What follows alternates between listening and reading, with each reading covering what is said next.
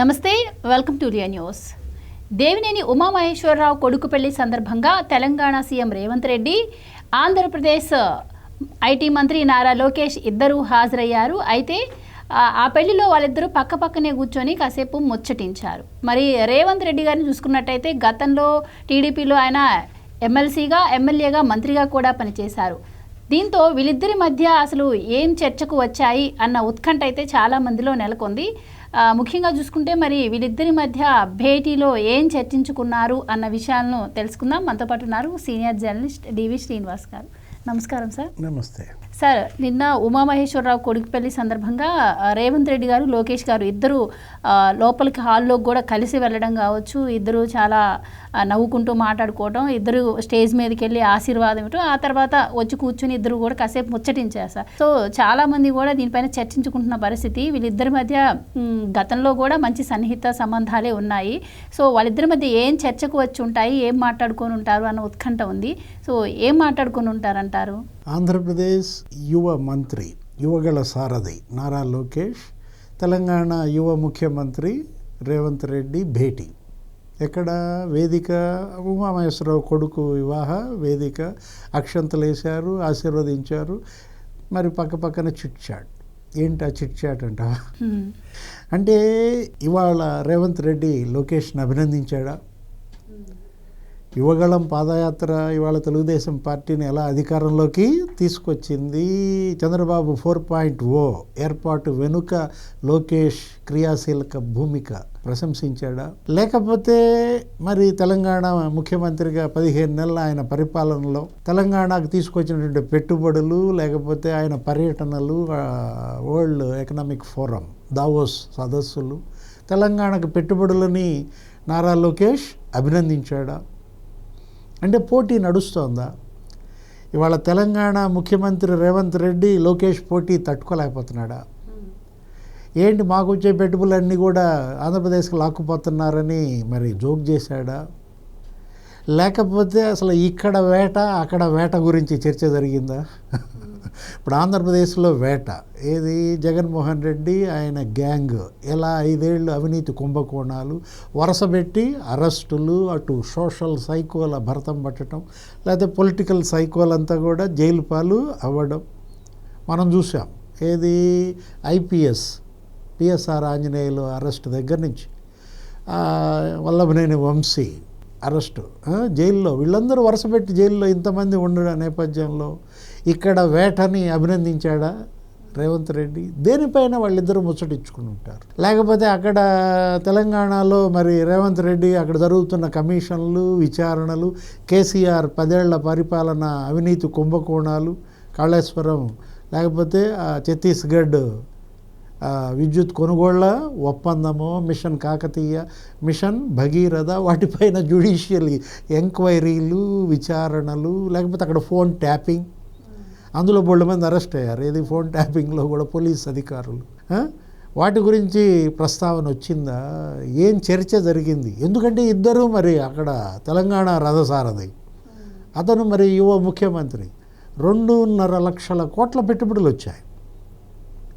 ఏది? 2 times అతను Davos వెళ్ళాడు. ఎవరు? రేవంత్ రెడ్డి. లాస్ట్ ఇయర్ వెళ్ళాడు, ఈ సంవత్సరం కూడా దావోస్కి వెళ్ళారు.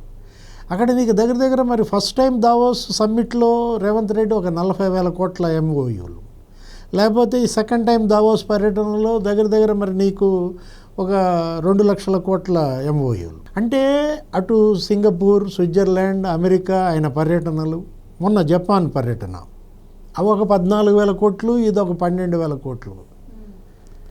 అంటే ఇద్దరు మరి ఐటీ నేపథ్యంలో, ఇటు ఈయన ఐటీ మంత్రిగా, అతను ఏంటి మొత్తం మరి ఫ్యూచర్ సిటీ ఒకటి డెవలప్ చేస్తున్నాడు. ఇప్పుడు రేవంత్ రెడ్డి అక్కడ ములుగు దగ్గర ఇప్పుడు హైదరాబాద్, సికింద్రాబాద్గా ధీటుగా చంద్రబాబు సైబరాబాద్ నిర్మించారు. ఐటీ ఆయన డెవలప్ చేశారు. అక్కడ ఇన్ఫ్రాస్ట్రక్చర్ హైదరాబాద్ అభివృద్ధిలో మనం చూసాం. చంద్రబాబు అందరూ పొగుడుతారు, ఆయన ప్రత్యర్థులు కూడా ఆయన్ని పొగుడుతారు. కేసీఆర్ ఈ అభివృద్ధి చంద్రబాబు వల్లే అన్నాడు. కేటీఆర్ అసలు అసెంబ్లీలోనే చెప్పారు కదా. దానికి ధీటుగా రేవంత్ రెడ్డి ఏం చేస్తున్నాడు? అక్కడ ఫ్యూచర్ సిటీ అని ఒకటి డెవలప్ చేస్తున్నాడు ములుగు దగ్గర. వాటిపైన చర్చ జరిగిందా? ఏంటి దావోస్ 2 సమ్మిట్లు మీరు 2.5 లక్షల కోట్ల ఎంఓయూలు మీరు ఎలా వచ్చాయని లోకేష్ మాట్లాడా? ఎందుకంటే ఆంధ్రప్రదేశ్ ప్రభుత్వం చంద్రబాబు లోకేష్ వెళ్ళింది ఒకసారి మొన్నే, ఏది దావోస్ సమ్మిట్కి వెళ్ళారు. కాకపోతే మరి 11 నెలల్లోనే ఆంధ్రప్రదేశ్ ఏంటి దగ్గర నీకు 8 లక్షల కోట్ల పెట్టుబడులు. అసలు మొత్తం మనం చూసాం, ఏది టీసీఎస్ వస్తాం ఇక్కడ విశాఖపట్నం. ఆ తర్వాత మరి విశాఖపట్నం కేంద్రంగా నీకు అటు ఐటీ అభివృద్ధే కాదు, ఇటు ఏఐ అభివృద్ధి, ఆర్టిఫిషియల్ ఇంటెలిజెన్స్ సిటీగా, డేటా లేక్గా మొత్తం డేటా సెంటర్లు వస్తున్నాయి. ఇక్కడ ఇప్పుడు మనం చూసాం విశాఖపట్నమే కాదు, ఇటు అమరావతే కాదు, నెక్స్ట్ ఇక్కడ రాయలసీమ. అంటే ఏంటి, అటు కొప్పర్తి నోడు లేకపోతే ఓర్వకల్లు నోడు అభివృద్ధి, వాటికి కేంద్రం నిధులు ఇవ్వడం. అదే కాదు అసలు కర్నూలు కడప అటు రెన్యూవబుల్ ఎనర్జీ హబ్గా వీళ్ళందరూ కూడా ఒక నూతన ఇండస్ట్రియల్ పాలసీ తీసుకుని దగ్గర 6 పాలసీలు ఇచ్చి సూపర్ 6 పాలసీస్తో నీకు ఒక్క తయారీ రంగంలోనే 10 లక్షల కోట్ల పెట్టుబడులు తేవాలని, 7.5 లక్షల మందికి ఉపాధి ఏర్పాటు చేయాలని. రెన్యూవబుల్ ఎనర్జీలో మనం చూసాం ఏంటి, అదొక 10 లక్షల కోట్ల పెట్టుబడులు, అందులో కూడా నీకు 7.5 లక్షల ఉపాధి. 2 సార్లు ప్రధానమంత్రి ఆంధ్రప్రదేశ్కి రావడం, ఇప్పుడు రేపు వచ్చే అమరావతి పర్యటనతో మనం చూసాము. అక్కడ అనకాపల్లి దగ్గర నీకు 2 లక్షల కోట్ల వర్కులకు ఆయన శంకుస్థాపన భూమి పూజ చేశాడు. ఎన్టీపీసీ ఏంటది 1.5 కోట్లతో నీకు గ్రీన్ హైడ్రోజన్ హబ్గా విశాఖపట్నం. అక్కడే ఆర్సెలార్ మిట్టల్ స్టీల్ కంపెనీ కూడా రాబోతుంది, అది కూడా దగ్గర 1,65,000 కోట్లతో. అంటే మొత్తం ఉత్తరాంధ్రలో ఈ వచ్చిన 8 లక్షల కోట్ల పెట్టుబడులు సగం ఇక్కడే నీకు కనపడుతుంది కదా. నీకు 2 లక్షల కోట్లు ప్రధానమంత్రి అక్కడ శంకుస్థాపనలే చేశారు, ఇంకా ఆర్సెలార్ మిట్టల్ కంపెనీకి ఇంకా శంకుస్థాపన చేయలేదు, అది 1,50,000 కోట్లు అన్నమాట. ఇప్పుడు అమరావతిలో మరి రేపు 2వ తారీఖు నీకు 56,000 కోట్ల వర్కులు జరుగుతున్నాయి, శంకుస్థాపన భూమి పూజ. 3rd visit already Chandrababu fix చేశారంట. మొన్న ఢిల్లీ వెళ్ళి ప్రధాని మోడీతో గంటంబావు సమావేశంలో నెక్స్ట్ విజిట్ మీరు శ్రీశైలం రావాలి, శ్రీశైలంలో బ్రహ్మరాంబ మల్లికార్జున స్వామి దర్శనం చేసుకోవాలి, అది జ్యోతిర్లింగాల్లో ఒక లింగం అనుకుంటాను, ఏది 12 శ్రీశైలం. అంటే శ్రీశైలంలో ప్రధానమంత్రి మోడీ పర్యటన అంటే రాయలసీమ, అక్కడ ఎన్ని శంకుస్థాపనలు చేస్తారు, ఎన్ని భూమి పూజ చేస్తారు. అంటే ఇప్పుడు 1 లక్ష కోట్లకు అక్కడ జరుగుతుందా? ఎలా మీరు కేంద్రం నుంచి నిధులు ఇన్ని రాబట్టగలిగారు అని అడిగాడా రేవంత్ రెడ్డి? కేంద్రం మరి నేను పెద్దన్న అన్నా కూడా, బిగ్ బ్రదర్ అన్నా కూడా నాకేం ఇవ్వట్లేదని అన్నాడా? లోకేష్ రేవంత్ రెడ్డి సమాలోచనలపైన వాళ్ళందరి ఆసక్తి ఉత్కంఠ ఉందంటే వాళ్ళ మధ్య చర్చలో అభివృద్ధి గురించి చర్చ లేదు, సంక్షేమం మీద చర్చ. ఏది అక్కడ మరి మనం చూసాం, ఆయన కూడా ఏది గ్యారంటీలు, కాంగ్రెస్ గ్యారంటీలు ఇచ్చింది, దగ్గర ఒక 5 గ్యారంటీలు తెలంగాణలో. వాళ్ళు కూడా మరి ఫ్రీ బస్ మహిళలకు ఇచ్చారు, అది బీసీ జనగణన చేశారు, అక్కడ ఆరోగ్యశ్రీ ఉంది, ఇంకా అది 10 లక్షలు ఏమో చేశాడు. అనేక హామీలు అతను నెరవేర్చిన పరిస్థితుల్లో దానిపైన లోకేష్ అడిగాడా? వీళ్ళు పెడుతున్నారు ఫ్రీ బస్, ఇంకా వర్కౌట్ కాలా ఎక్కడ ఆంధ్రప్రదేశ్లో. తెలంగాణ మహిళల ఉచిత బస్సు నిన్న కేసీఆర్ కూడా అదేదో రజతోత్సవ సభలో మాట్లాడుతూ దాన్ని అవహేళన చేశాడు. అక్కడేదో ఉచిత బస్సు అన్నారు, వాళ్ళు మహిళలు జుట్టు పట్టుకుంటున్నారు అని. అంటే మహిళలు జుట్టు పట్టుకుంటున్నారని ఆ మాటలు కేసీఆర్ ఎవరిని అవమానించినట్టు? రేవంత్నా మహిళలనా? జుట్టు పట్టుకునే వాళ్ళ కనపడుతున్నారు మహిళలు కేసీఆర్కి.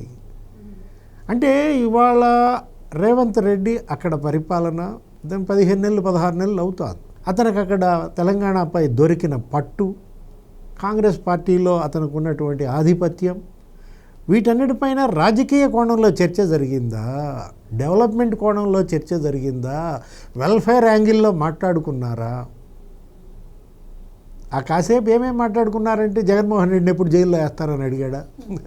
రేవంత్ రెడ్డి లోకేష్ని అడిగిన ప్రశ్న ఏంటి, లోకేష్ దానికి ఇచ్చిన జవాబు ఏంటి?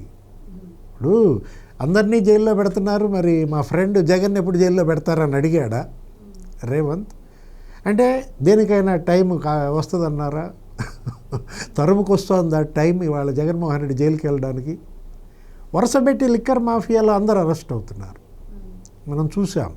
ఏది విజయసాయిరెడ్డి అప్రూవర్గా మారి అందరినీ ఫిక్స్ చేస్తున్నాడు. అక్కడ విక్రాంత్ రెడ్డిని ఫిక్స్ చేశాడు. కర్త కర్మ క్రియ, కాకినాడ సెజ్, కాకినాడ పోర్టు, ఆ 3600 కోట్ల షేర్లు పాయింట్ గన్తో మరి లాక్కోవటం, పాయింట్ బ్లాంక్తో.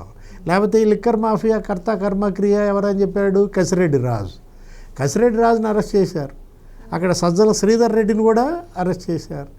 మొత్తం అంతా నెక్స్ట్ మిథున్ రెడ్డి అంటున్నారు. ఆయన గబగబ మళ్ళీ బెయిల్కి వెళ్ళినట్టున్నాడు. సుప్రీంకోర్టు ఏదో కొంచెం పొడిగించినట్టు ఉంది, కొంత ఊరట. ఒక 2 వారాలు మిథున్ రెడ్డి అరెస్ట్ ఆగిందనుకుంటా. అంటే ఇక్కడ జరుగుతున్న వేట గురించి అడుగుతున్నాడా? రేవంత్ రెడ్డి అప్పుడు కేసీఆర్ జైల్లో పెట్టాడు. రేవంత్ రెడ్డిని జైల్లో పెట్టినప్పుడు అంతా హైదరాబాద్ అంతా ఫ్లెక్సీలు పెట్టారు. ఆట మొదలైందనో ఏదో. ఇప్పుడు ఆ ఆట ఇవాళ రేవంత్ ఆట ఇవాళ వేటగా మారిందా? అంటే తెలంగాణలో వేట కన్నా ఆంధ్రప్రదేశ్ వేటే బాగుందా? ఇక్కడ వరుస పెట్టి ఇంతమందిని జైల్లో వేశారు, ఇంకా తెలంగాణలో వేయలేదనే చర్చ వచ్చిందా? వచ్చిందేమో పెళ్ళికి, ఇచ్చిందేమో ఆశీస్సులు. మాట్లాడుకుంది దేని గురించి? ఎవరికి వాళ్ళు రకరకాలుగా ఊహాగానాలు. ఇప్పుడు ఏంటి, ప్రత్యర్థులు బెంబేలెత్తేవాళ్ళు జగన్ గురించి మాట్లాడారు అనుకుంటారు. మనకు తెలిసి వీళ్ళిద్దరూ అక్కడ కూర్చుని మాట్లాడుకున్న దాంట్లో పోటీ.